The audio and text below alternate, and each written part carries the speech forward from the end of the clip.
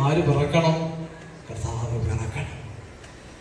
ആ പിറവിക്ക് തക്കവണ്ണം എൻ്റെ ഹൃദയത്തെ ഒരുക്കണം.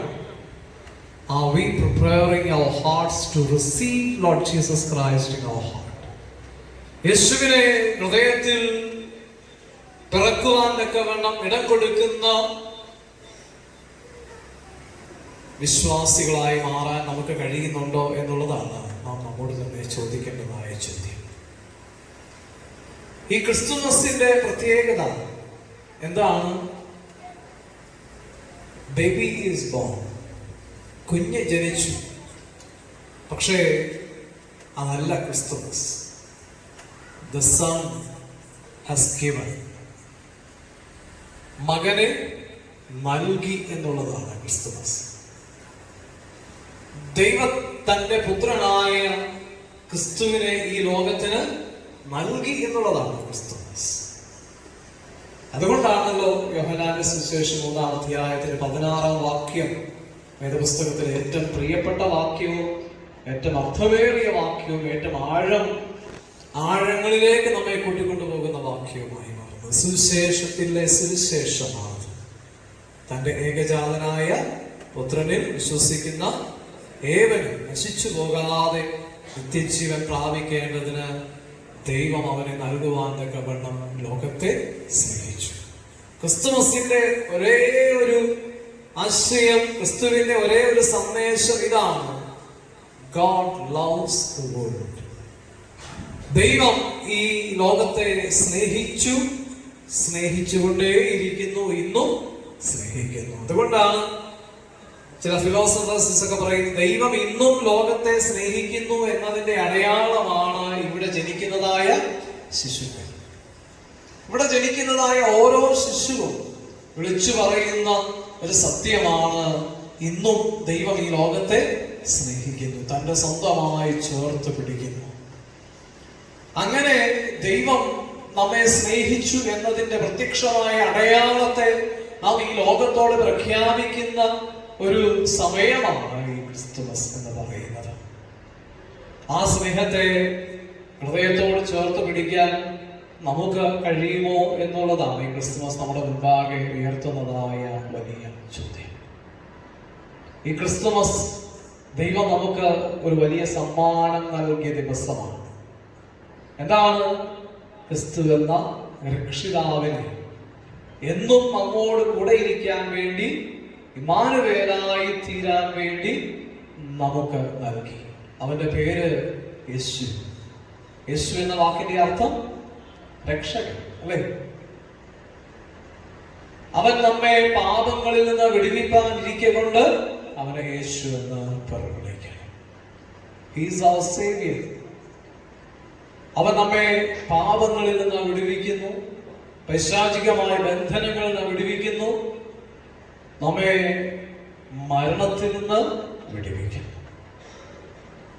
ഈ ക്രിസ്തുമസ് ഒരു തുടർച്ചയാണ് നമ്മുടെ ജീവിതത്തിൽ. ക്രിസ്തുമസിൽ അവസാനിക്കുന്നതല്ല നമ്മുടെ ക്രൈസ്തവ ജീവിതം. അത് കടന്നു പോകുന്നത് കർത്താവിന്റെ ക്രൂശീകരണത്തിലൂടെയാണ്. ക്രൂശിൽ കർത്താവ് തനിക്ക് നമ്മോടുള്ള സ്നേഹത്തെ വളരെയധികം പ്രഖ്യാപിക്കുന്നുണ്ട്. നമ്മുടെ രക്ഷയ്ക്ക് വേണ്ടി അവൻ തന്നെ യാഗമായി സമർപ്പിക്കുന്നുണ്ട്. അവൻ നമ്മോട് പറയുകയാണ്: നിങ്ങൾ ആരും നശിച്ചു പോകാതെ ഞാൻ കടന്നു പോകുന്ന ഈ ജീവന്റെ പുതുക്കത്തിലേക്ക് പ്രവേശിക്കുവാൻ തക്കവണ്ണം ആദ്യഫലമായി ഞാൻ ഉയർത്തെഴുന്നേറ്റിരിക്കുന്നു. എന്നിൽ വിശ്വസിക്കുന്നവൻ മരിച്ചാലും ജീവിക്കും.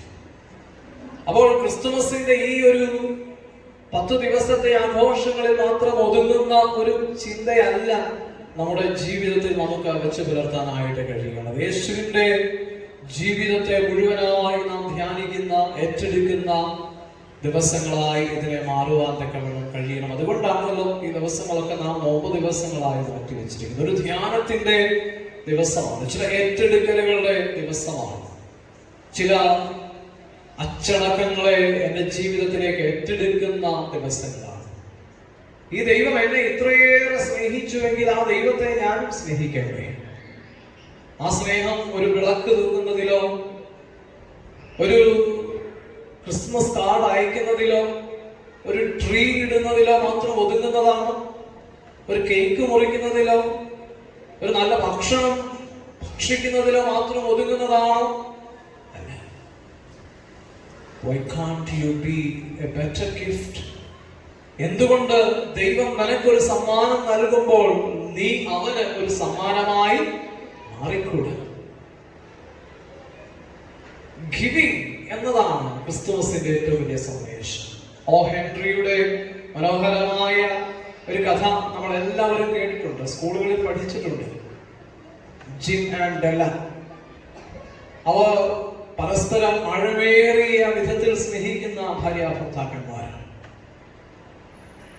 അവർ ഒരു വിവാഹം കഴിഞ്ഞുള്ള ആദ്യത്തെ ക്രിസ്തുമസിന്റെ സമയമായപ്പോൾ രണ്ടുപേരും മനസ്സിൽ ചിന്തിക്കുകയാണ്, ഈ വർഷം ക്രിസ്തുമസിന് ജിമ്മിന് ഒരു ഗിഫ്റ്റ് കൊടുക്കണമെന്ന് ഡെല്ല ആഗ്രഹിക്കുന്നു, ഡെല്ലയ്ക്ക് ഒരു ഗിഫ്റ്റ് കൊടുക്കണമെന്ന് ജിമ്മും ആഗ്രഹിക്കുന്നു. രണ്ടുപേരും അതൊരു സർപ്രൈസ് ഗിഫ്റ്റ് ആയിട്ട് കൊടുക്കാനായിട്ട് തീരുമാനിക്കുകയാണ് മനസ്സിനുള്ളിൽ. ഡെല്ലയ്ക്ക് മനോഹരമായ സ്വർണ്ണ മുടികളുള്ള പെൺകുട്ടിയാണ്. അവൾ രണ്ടുപേരും സാമ്പത്തികമായി വലിയ ഭദ്രതയൊന്നും ഇല്ലാത്ത കുടുംബങ്ങളിൽ നിന്നായതുകൊണ്ട് വലിയ പണമൊന്നും അവരുടെ കയ്യിലില്ല. അവൾ തീരുമാനിച്ചു, എന്റെ ഈ സ്വർണ്ണ മുടികൾ കൊടുത്താൽ ഒരു പക്ഷേ അല്പം പണം എനിക്ക് കിട്ടും, അതുകൊണ്ട് എന്റെ ജിമ്മിന് എനിക്ക് മനോഹരമായ ഒരു സമ്മാനം വാങ്ങിക്കൊടുക്കാനായിട്ട് കഴിയും.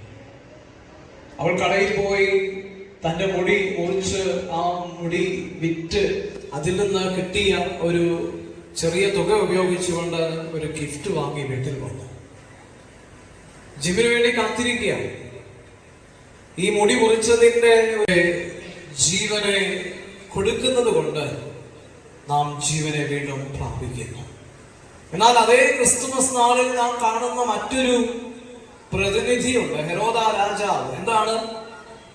കുഞ്ഞുങ്ങളെ കൊന്നൊടുക്കുന്ന ഹെരോദ രാജാവ്. ആരുടെ പ്രതിനിധിയാണ്? ഈ ലോകത്തിന്റെ തന്നെ പ്രതിനിധിയാണ്. പലപ്പോഴും നമ്മുടെയൊക്കെ പ്രതിനിധിയായി ഹെരോദാവ് മാറുന്നുണ്ട്. എന്താണ്? മറ്റുള്ളവരുടെ ജീവൻ എടുത്തിട്ടായാലും സാരമില്ല, എന്റെ ജീവൻ നിലനിന്നാൽ മതി, അല്ലെ? മറ്റുള്ളവരെ നശിപ്പിച്ചിട്ടായാലും മറ്റുള്ളവരെ അപമാനിച്ചിട്ടായാലും നിന്ദിച്ചിട്ടായാലും താറടിച്ചു കാണിച്ചിട്ടായാലും എനിക്ക് നന്നായാൽ മതി എന്ന് ചിന്തിക്കുന്നതായ സമൂഹത്തിന്റെ ഒരു പ്രതിനിധിയായി ഹെരോദ രാജാവ് മാറുകയാണ്. ഇവിടെയാണ് ചോദ്യം, ഈ ക്രിസ്തുമസ് എനിക്ക് എങ്ങനെയുള്ള അനുഭവമാണ്? ഹെരോദാവിന്റെ ഒരു പ്രതിനിധിയായിട്ടാണോ, അതോ മറിയയുടെയും യോസഫിന്റെയും ഒക്കെ സ്വയത്യാഗത്തിന്റെ ഒരു സമർപ്പണത്തിന്റെ ഒരു പ്രതിനിധിയായിട്ടാണോ ഞാൻ മാറുന്നത്? ദൈവം നമുക്കായി നൽകി തന്റെ പുത്രനെ. ഈ ദൈവപുത്രന് നൽകാൻ നമുക്ക് എന്തുണ്ട്? നമുക്ക് തന്നെ ഒരു സമാനമായി മാറാൻ കഴിയുമോ? ഒരു മദ്യപാനിയായ പിതാവ് തന്റെ മകൾക്ക് ഒരു നല്ല ഉടുപ്പ് വാങ്ങണമെന്നുള്ള ആഗ്രഹത്തോടെ കടയിൽ പോയി. കടയിൽ ചെന്നപ്പോൾ തന്റെ കയ്യിൽ ആവശ്യത്തിന് പണമില്ല. ഈ വ്യക്തി മദ്യപിച്ചിട്ടാണ് കടയിൽ നിൽക്കുന്നത്. കടക്കാരൻ ചോദിച്ചു, നിങ്ങൾ മദ്യപിച്ചിട്ടാണോ വന്നത്? അതെ.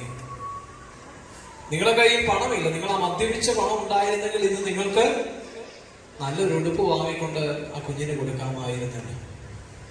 നിങ്ങളെ സങ്കടപ്പെടുത്താൻ പറഞ്ഞതല്ല. നിങ്ങളുടെ കുഞ്ഞ് ആ ഉടുപ്പിനേക്കാൾ ഒരുപക്ഷെ ആഗ്രഹിക്കുന്നത് നിങ്ങൾ ഈ മദ്യപാനം നിർത്തിക്കാണാനാണ്. എന്തുകൊണ്ട് നിങ്ങൾക്ക് അല്പം കൂടെ നല്ല ഒരു സമ്മാനം നിങ്ങളുടെ കുഞ്ഞിന് നൽകിക്കൂടാ? ആ മനുഷ്യൻ ചിന്തിച്ചു, ശരിയാണല്ലോ, എന്തുകൊണ്ട് എൻ്റെ കുഞ്ഞിന് ഏറ്റവും അർത്ഥവത്തായ ഒരു സമ്മാനം എനിക്ക് നൽകിക്കൂടാ? എൻ്റെ കുഞ്ഞ് എന്താണ് ആഗ്രഹിക്കുന്നത്? ഞാൻ ഈ ശീലം നിർത്തണമെന്നാണല്ലോ. എൻ്റെ ആ ശീലം നിർത്തുന്നതിനോട് ഞാൻ തന്നെ എൻ്റെ കുഞ്ഞിന് എന്തുകൊണ്ട് ഒരു നല്ല സമ്മാനമായി മാറിക്കൂടാ? മനുഷ്യൻ തീരുമാനിക്കുകയാണ്, ഇനി ഞാൻ മദ്യപിക്കില്ല. അതാണ് ഞാൻ എൻ്റെ കുഞ്ഞിന് കൊടുക്കുന്ന ക്രിസ്മസ് ഗിഫ്റ്റ്. പ്രിയമുള്ളവരെ, നമുക്ക് ഓരോരുത്തർക്കും അങ്ങനെ ചിന്തിക്കാൻ കഴിഞ്ഞിരുന്നെങ്കിൽ. മറ്റുള്ളവർക്ക് നാം എത്രയോ സമ്മാനങ്ങൾ നൽകുന്നുണ്ട്, പക്ഷേ അർത്ഥമേറിയ സമ്മാനങ്ങളായി നാം തന്നെ മറ്റുള്ളവർക്ക് മാറിയാൽ ഈ ക്രിസ്മസ് എത്ര ആഴമേറിയ ഒരു അനുഭവവും ഒരു മികച്ച സാക്ഷ്യവുമായി ഈ ലോകത്തിന് മുൻപിൽ മാറും എന്നുള്ളതിൽ യാതൊരു സംശയമില്ല. എൻ്റെ വാക്കുകളെ അവസാനിപ്പിക്കുകയാണ്. നമ്മുടെ ഗായക സംഘാംഗങ്ങൾ ഇനിയും മനോഹരമായ പാട്ടുകളൊക്കെ പാടാൻ തയ്യാറായി നിൽക്കുന്നു. അതുകൊണ്ട് ഈ ക്രിസ്മസിൽ നമുക്ക്